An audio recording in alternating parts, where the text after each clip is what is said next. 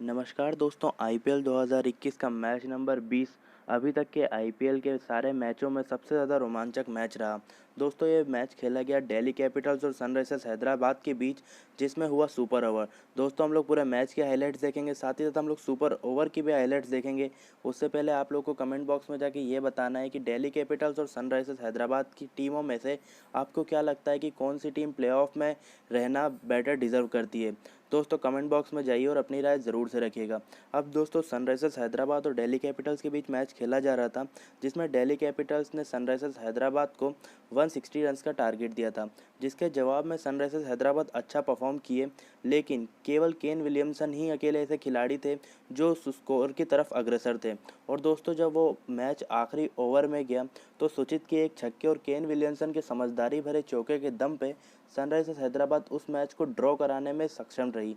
लेकिन दोस्तों, आज सनराइजर्स हैदराबाद की किस्मत फिर से डामाडोल दिखी, क्योंकि सुपर ओवर में सनराइजर्स हैदराबाद ये मैच हार गई। दोस्तों, आखिर ये कैसे हुआ, चलिए अब आगे जानते हैं।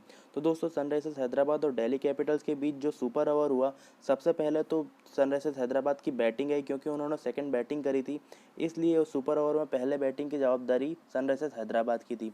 अब दोस्तों, सनराइजर्स हैदराबाद की तरफ से डेविड वार्नर कप्तान बैटिंग करने आए, साथ में केन विलियमसन के, जिसमें केन विलियमसन का आना तो बिल्कुल सही लगा लोगों को, लेकिन जो जॉनी ब्रेस्टो जो महज आज के मैच में भी देखा हमने 16 बॉल में 38 रन बना के आउट हुए थे, और साथ ही साथ स्पिनर्स को भी वो काफ़ी अच्छा खेले थे।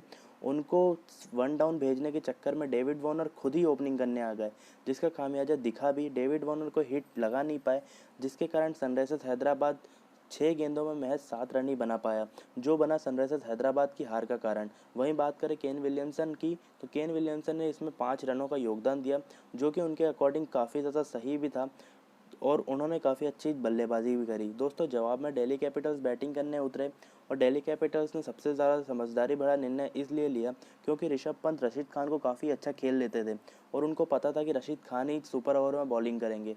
साथ ही साथ शिखर धवन आए, यानी कि दोनों ही बल्लेबाज लेफ्टी आए, और लेफ्टी का हम सभी को पता है, लेफ्टी के समय रशीद खान उतनी अच्छी बॉलिंग नहीं कर पाते। इस तरीके से ऋषभ पंत के समझदारी भरे चाल से भले ही आखिरी बॉल में, लेकिन दिल्ली कैपिटल्स ये मैच जीत गई, और सनराइजर्स हैदराबाद को हार का मुंह देखना पड़ा। दोस्तों, मैं आपको बता दूं कि सनराइजर्स हैदराबाद के ये 5वां मैच था, जिनमें से चौथा मैच सनराइजर्स हैदराबाद हार गई है। जब सनराइजर्स हैदराबाद चौथा मैच जीती, तब सभी को लगा था कि अब ये वापसी का बिगुल होगा, लेकिन सनराइजर्स हैदराबाद के कप्तान का गलत डिसीजन, और साथ ही साथ ओवर डिपेंडेंसी खुद ही पे ले लेना चीज़ों को, वो सनराइजर्स हैदराबाद के लिए काफ़ी ज़्यादा महंगा साबित हुआ, और इसी कारण सनराइजर्स हैदराबाद आज का मैच हार गई। दोस्तों, इसके ऊपर आपकी क्या राय है, कमेंट बॉक्स में अपनी राय ज़रूर रखिएगा। साथ ही साथ चलिए अब जान लेते हैं पूरे मैच के हाइलाइट्स। देखिए कि आपको क्या लगता है कि ऑरेंज कैप का हकदार अब की बार किस बल्लेबाज को बनना चाहिए। चलिए दोस्तों, वीडियो में आगे बढ़ते हैं और जान लेते हैं आईपीएल 2021 के जो मैच नंबर 20वां खेला गया उसके हाइलाइट्स के बारे में। तो दोस्तों, ये मुकाबला होना है दिल्ली कैपिटल्स और सनराइजर्स हैदराबाद के बीच, जिसमें दिल्ली ने टॉस जीत के सबसे पहले ली थी बल्लेबाजी। और अब हम लोग इनकी बैटिंग की बात करेंगे, उससे पहले दोनों टीमों के ट्रैक रिकॉर्ड की बात कर लेते हैं कि अभी तक आईपीएल 2021 का दोनों ही टीमों का सफ़र कैसा रहा है। तो दोस्तों, सनराइजर्स हैदराबाद ने इससे पहले अभी तक 4 मुकाबले खेले हैं, जिनमें से जो आखिरी मुकाबला है यानी कि मैच नंबर 4 सनराइजर्स हैदराबाद का, उसमें सनराइजर्स हैदराबाद जीत के साथ इस मुकाबले में आई थी। दोस्तों, वहीं बात करें दिल्ली की, तो दिल्ली अभी तक 2 मैच जीती है, 2 मैच हारी है, जो कि काफ़ी ज़्यादा ओके टाइप टीम लग रही है, जिसमें शिखर धवन और पृथ्वी शॉ जिस मैच में चल जाते हैं वो मैच दिल्ली जीत जाती है। अदरवाइज़ दिल्ली का मुकाबला जीतना काफ़ी ज़्यादा मुश्किल होता है। दोस्तों, ये मुकाबला खेला गया चेन्नई में, जो पिच का प्रोजेक्टेड स्कोर होता है लगभग 150 to 155। तो दिल्ली ने इसी के लिए पहले बैटिंग करके टॉस जीत के सबसे पहले बल्लेबाजी करने का निर्णय लिया और एक स्कोर बनाने की सोची, जो प्लान दिल्ली का सही होता हुआ भी नज़र आ रहा था, क्योंकि जब दिल्ली ने ओपनिंग करने आए पृथ्वी शॉ और शिखर धवन, तो दोनों ने ही दिल्ली को काफ़ी ज़्यादा शानदार शुरुआत दिलाई। दिल्ली की तरफ से दोनों ने ही पावर प्ले का पूरा फ़ायदा उठाया और पूरा पावर प्ले बिना कोई विकेट खोए बिता दिया। अब दोस्तों, दिल्ली एक मजबूत स्थिति में आ चुका था। अब यहाँ से दिल्ली को करना था एक्सेलरेट, और दिल्ली का प्लान भी ऐसा था कि पृथ्वी शॉ अब यहाँ से तेज़ खेलना स्टार्ट हो गए और ज़्यादा।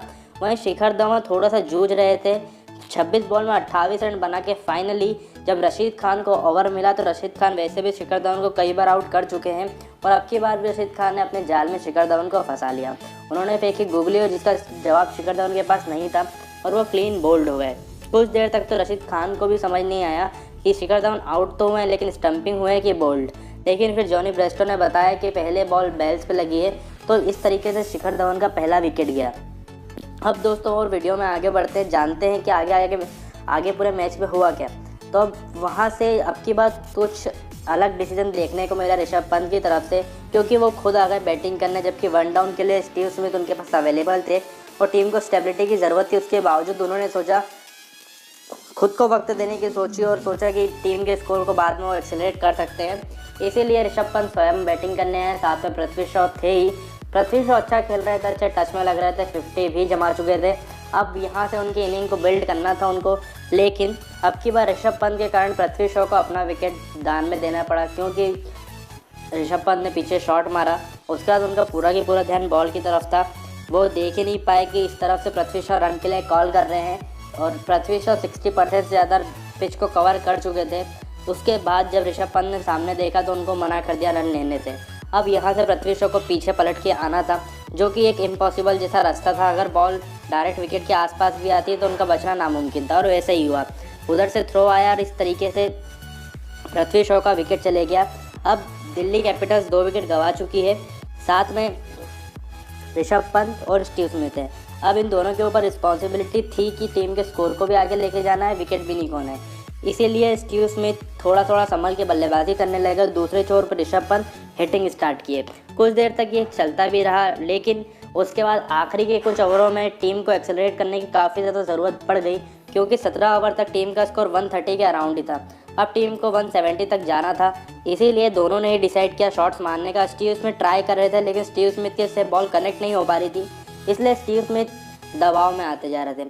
वहीं ऋषभ पंत पे भी यही दबाव बढ़ता जा रहा था, क्योंकि साथ वाला उनका बल्लेबाज इस बॉल को हिट नहीं कर पा रहा था, तो उनको ये जवाबदारी लेनी थी कि उनको अब डबल स्पीड से रन बनाने थे। उसी बीच एक बॉल डॉट चले गई, जिसका दबाव ऋषभ पंत पे दिखा और जिस बॉल पे ऋषभ पंत इजीली चौका मार सकते थे, उस बॉल पे उन्होंने छक्का मारने की कोशिश की और बाउंड्री लाइन पे कैच आउट हो गए। इस तरीके से दिल्ली कैपिटल्स का तीसरा विकेट गिरा। अब दिल्ली कैपिटल्स और ज़्यादा दबाव में थी। इसी बीच सिमरन हैतमायर आया, जिनका काम था टीम के स्कोर को आगे लेके जाना, लेकिन हमको पता ही है कि निकोलस पूरन और सिमरन हैतमायर केवल वेस्ट इंडीज़ के लिए ही अच्छा खेलते हैं या कोई और लीग के लिए। आईपीएल में दोनों का ही फॉर्म अभी तक देखने को नहीं मिला है और दोनों का ही लगभग तीसरा आईपीएल है। और अब की बार वापस सिमरन हैतमायर आए, स्ट्रेट मारने की छक्का मारने की कोशिश करी, बॉल खड़ी हो गई और डेविड वार्नर ने कैच कर लिया। इस तरीके से दिल्ली कैपिटल्स का चौथा विकेट गिरा। अब दिल्ली कैपिटल्स दबाव में थी, लेकिन जब स्टीव स्मिथ खड़े थे तो स्टीव स्मिथ ने कुछ भी करके आखिरी के ओवर में भी हिट करके टीम के स्कोर को 160 तक पहुंचा दिया, जो कि एक अच्छा स्कोर माना